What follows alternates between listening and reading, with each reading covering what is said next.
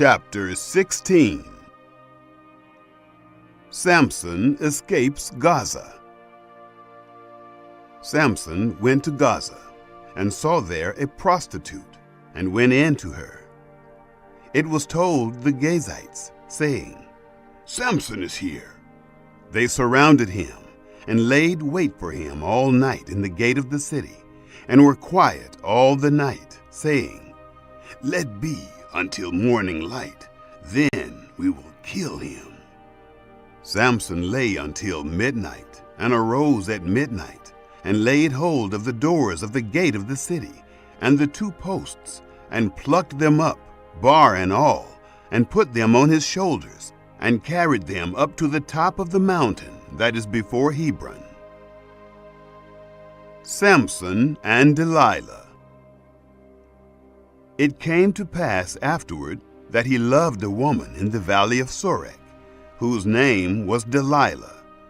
The lords of the Philistines came up to her and said to her, "Entice him, and see in which his great strength lies, and by what means we may prevail against him, that we may bind him to afflict him, and we will each give you 1,100 pieces of silver." Delilah said to Samson, "Please tell me where your great strength lies, and what you might be bound to afflict you." Samson said to her, "If they bind me with 7 green cords that were never dried, then shall I become weak, and be as another man."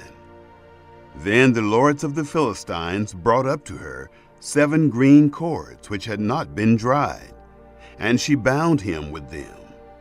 Now she had an ambush waiting in the inner room.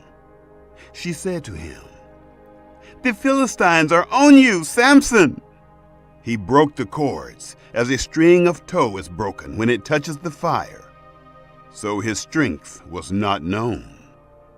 Delilah said to Samson, "Behold, you have mocked me and told me lies. Now please tell me with which you might be bound." He said to her, "If they only bind me with new ropes, with which no work has been done, then shall I become weak, and be as another man." So Delilah took new ropes, and bound him therewith, and said to him, "The Philistines are on you, Samson!" The ambush was waiting in the inner room. He broke them off his arms like a thread. Delilah said to Samson, "Until now you have mocked me and told me lies. Tell me with what you might be bound." He said to her, "If you weave the 7 locks of my head with the web." She fastened it with the pin and said to him, "The Philistines are on you, Samson!" He awakened out of his sleep and plucked away the pin of the beam and the web. Delilah discovers the secret. She said to him, "How can you say, 'I love you,' when your heart is not with me? You have mocked me these 3 times and have not told me where your great strength lies." It happened when she pressed him daily with her words and urged him, that his soul was troubled to death. He told her all his heart and said to her, "No razor has ever come on my head, for I have been a Nazirite to God from my mother's womb. If I am shaved, then my strength will go from me, and I will become weak and be like any other man." When Delilah saw that he had told her all his heart, she sent and called for the lords of the Philistines, saying, "Come up this once, for he has told me all his heart." Then the lords of the Philistines came up to her and brought the money in their hand. She made him sleep on her knees, and she called for a man and shaved off the 7 locks of his head. And she began to afflict him, and his strength went from him. She said, "The Philistines are upon you, Samson!" He awoke out of his sleep and said, "I will go out as at other times and shake myself free." But he didn't know that Yahweh had departed from him. The Philistines laid hold on him and put out his eyes, And they brought him down to Gaza, and bound him with fetters of brass, and he ground at the mill in the prison. However, the hair of his head began to grow again after he was shaved. Samson's vengeance and death. The lords of the Philistines gathered them together to offer a great sacrifice to Dagon their god, and to rejoice. For they said, "Our God has delivered Samson, our enemy, into our hand." When the people saw him, they praised their God, for they said, "Our God has delivered our enemy and the destroyer of our country, who has slain many of us, into our hand." It happened, when their hearts were merry, that they said, "Call for Samson, that he may entertain us." They called for Samson out of the prison, and he performed before them. They set him between the pillars, and Samson said to the boy who held him by the hand, "Allow me to feel the pillars whereupon the house rests, that I may lean on them." Now the house was full of men and women, and all the lords of the Philistines were there. And there were on the roof about 3,000 men and women, who saw while Samson performed. Samson called to Yahweh and said, "Lord Yahweh, remember me, please, and strengthen me, please, only this once, God, that I may be at once avenged of the Philistines for my 2 eyes." Samson took hold of the 2 middle pillars on which the house rested, and leaned on them, the one with his right hand, and the other with his left. Samson said, "Let me die with the Philistines." He bowed himself with all his might, and the house fell on the lords, and on all the people who were therein. So the dead that he killed at his death were more than those who he killed in his life. Then his brothers and all the house of his father came down, and took him, and brought him up, and buried him between Zorah and Eshtaol, in the burial site of Manoah his father. He judged Israel 20 years. Chapter 17. Micah's Idolatry. There was a man of the hill country of Ephraim, whose name was Micah. He said to his mother, "The 1,100 pieces of silver that were taken from you, about which you uttered a curse, and also spoke it in my ears, behold, the silver is with me. I took it." His mother said, "Blessed be my son of Yahweh." He restored the 1,100 pieces of silver to his mother, and his mother said, "I most certainly dedicate the silver to Yahweh from my hand for my son, to make an engraved image and a molten image. Now therefore I will restore it to you." When he restored the money to his mother took 200 pieces of silver and gave them to the founder, who made of it an engraved image and a molten image. And it was in the house of Micah. The man Micah had a house of gods, and he made an ephod and teraphim, and consecrated one of his sons, who became his priest. In those days there was no king in Israel. Every man did that which was right in his own eyes. There was a young man out of Bethlehem, Judah, of the family of Judah, who was a Levite, and he lived there. The man departed out of the city, out of Bethlehem, Judah, to live where he could find a place. And he came to the hill country of Ephraim, to the house of Micah, as he traveled. Micah said to him, "Where did you come from?" He said to him, "I am a Levite of Bethlehem, Judah, and I am looking for a place to live." Micah said to him, "Dwell with me, and be to me a father and a priest, and I will give you 10 pieces of silver per year, a suit of clothing, and your food." So the Levite went in. The Levite was content to dwell with the man, and the young man was to him as one of his sons. Micah consecrated the Levite, and the young man became his priest, and was in the house of Micah. Then Micah said, "Now know I that Yahweh will do good to me, since I have a Levite as my priest." Chapter 18. The Danites settle in Laish.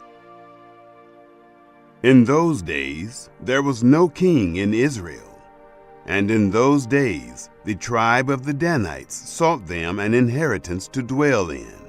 For to that day their inheritance had not fallen to them among the tribes of Israel.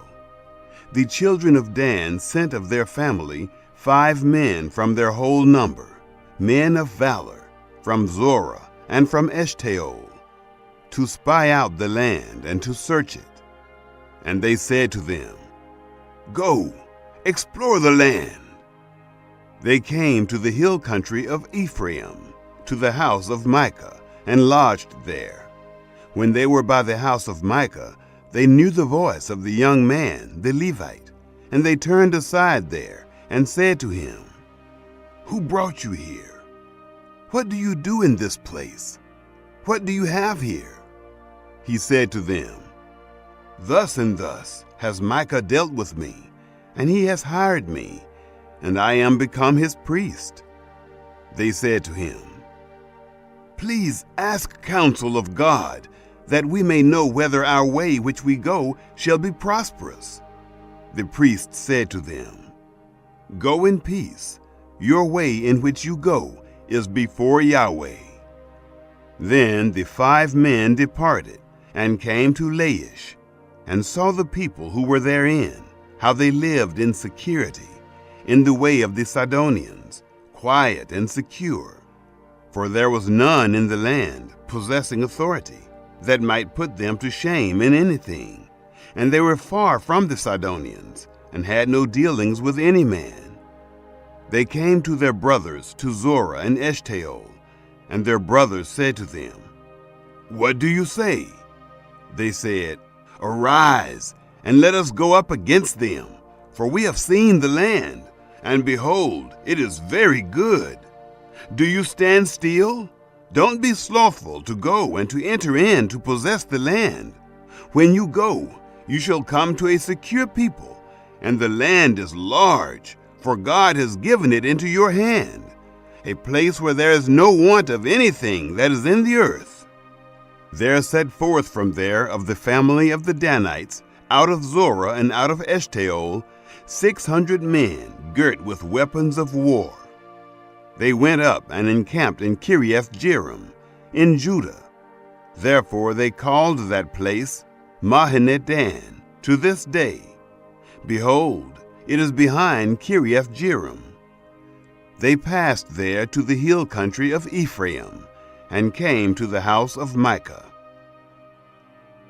Danites take Micah's idols. Then the 5 men who went to spy out the country of Laish answered and said to their brothers, "Do you know that there is in these houses an ephod, and teraphim, and an engraved image, and a molten image? Now therefore consider what you have to do." They turned aside there and came to the house of the young man, the Levite, even to the house of Micah, and asked him of his welfare. The 600 men girt with their weapons of war, who were of the children of Dan, stood by the entrance of the gate. The 5 men who went to spy out the land went up, and came in there, and took the engraved image, and the ephod, and the teraphim, and the molten image.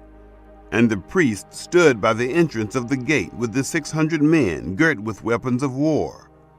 When these went into Micah's house and fetched the engraved image, the ephod, and the teraphim, and the molten image, the priest said to them, "What are you doing?"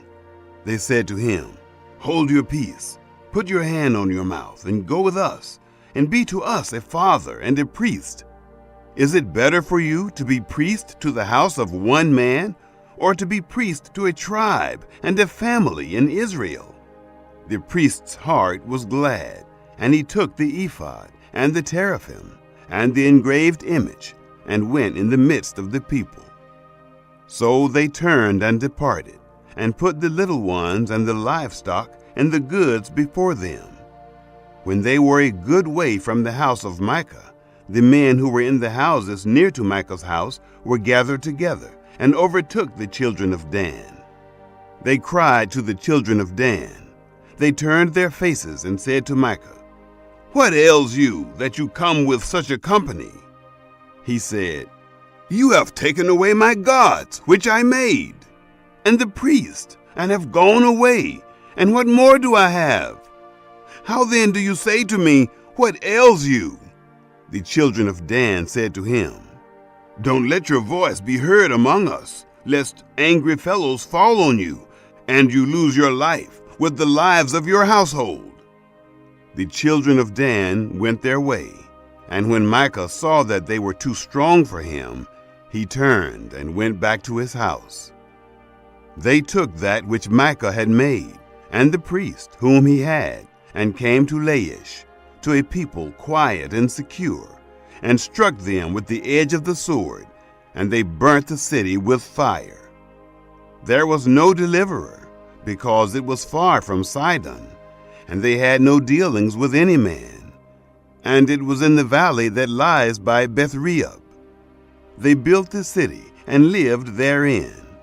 They called the name of the city Dan, after the name of Dan their father, who was born to Israel. However, the name of the city was Laish at the first. The children of Dan set up for themselves the engraved image, and Jonathan, the son of Gershom, the son of Moses, he and his sons were priests to the tribe of the Danites until the day of the captivity of the land. So they set them up, Micah's engraved image which he made, all the time that the house of God was in Shiloh.